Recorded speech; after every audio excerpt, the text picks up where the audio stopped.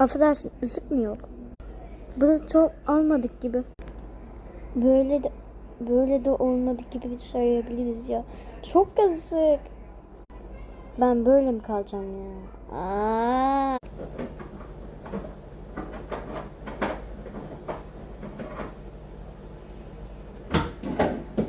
Boş boş bakıyorum size. Ne yapayım başka?